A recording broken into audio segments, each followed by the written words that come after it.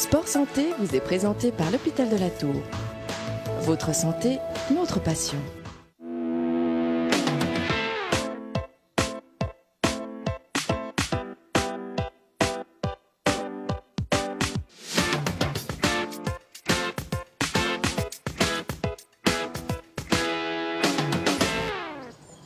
Salut à tous, bienvenue, merci d'être avec nous dans ce Sport Santé. Aujourd'hui, on va s'intéresser à la commotion ou au traumatisme crânien. Alors, quels sont les sports à risque? Quels sont les sports concernés?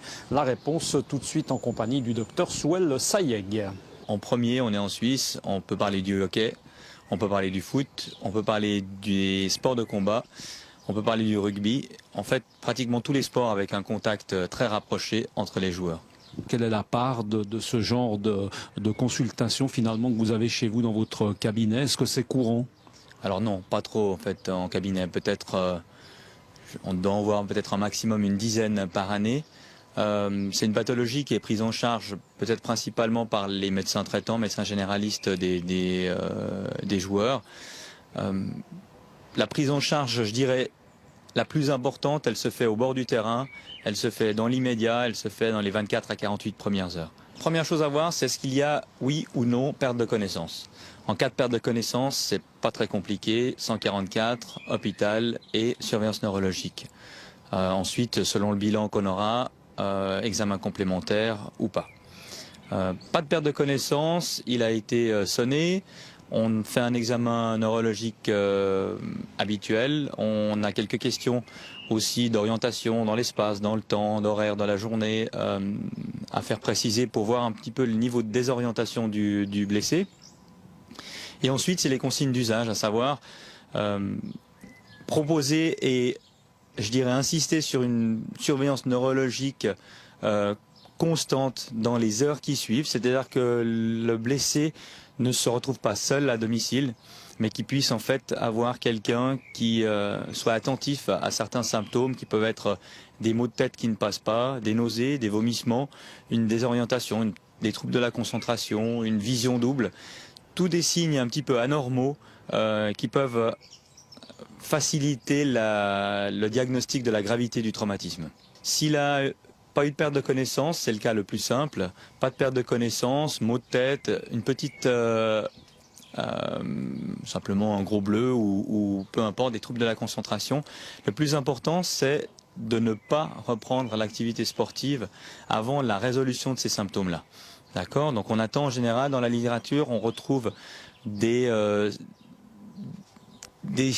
études qui varient entre 5 jours et 1 semaine avant la première reprise d'une activité physique jusqu'à 1 mois en fonction de l'état neurologique et l'état, je dirais, psychologique du patient. Quand je dis psychologique, c'est mémoire, compréhension, concentration, agitation, nervosité. Et de ne pas reprendre avant la fin de ces symptômes-là. Pour ce qui est de la récidive, on n'aime pas trop une récidive dans cette période-là. On sait que si on reprend l'activité physique avant la résolution de ces symptômes initiaux, on s'expose à un risque plus grand de refaire un deuxième traumatisme dans la période de convalescence du cerveau. Donc le plus important, c'est attendre que les symptômes se résolvent. Les choses à ne pas faire, c'est surtout sortir avec les copains pour s'amuser, aller au cinéma, faire la fête, écouter de la musique à fond. Le plus important, il faut considérer le traumatisme crânien comme un choc au cerveau. Et la première chose à faire, c'est de reposer le cerveau. Donc tout ce qui est activité intellectuelle irritante, jeux vidéo, programmes télé, concentration, grosse lecture ou grosse présentation à commencer. Il faut absolument mettre la tête au repos et dans un environnement plutôt calme, peu lumineux et sans trop de bruit. Et ça, c'est vraiment l'idéal pour une récupération plus rapide avec le moins de maux de tête possible post-traumatisme crânien. Que risque-t-on avec justement des traumatismes, des commotions à répétition? Est-ce qu'on a déjà suffisamment de recul pour savoir en fait comment est-ce que tout ça évolue et justement on en revient aux séquelles? Alors là où c'est difficile de donner une réponse précise, c'est que les principales séquelles vont concerner surtout les troubles de la concentration et les facultés, je dirais, neuropsychologiques. Ce qui est difficile de faire comme comparaison, c'est qu'on n'a pas en fait le profil psychologique ou neuropsychologique du joueur ou de l'athlète avant la série de commotions ou de coups qui s'est pris dans la figure. Donc en fait, c'est difficile de dire si, par exemple, on doit faire des exercices de calcul mentaux ou de reconnaissance d'objets ou d'exercices de mémoire.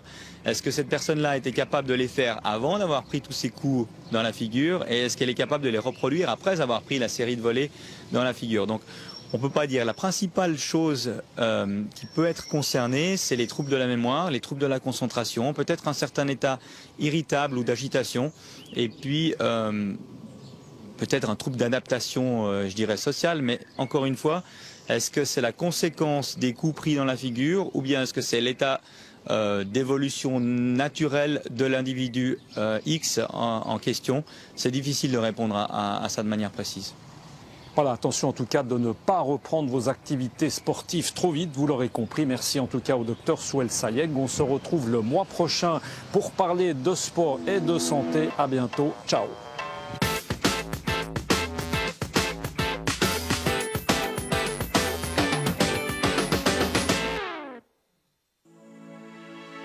Sport Santé vous a été présenté par l'Hôpital de la Tour. Votre santé, notre passion.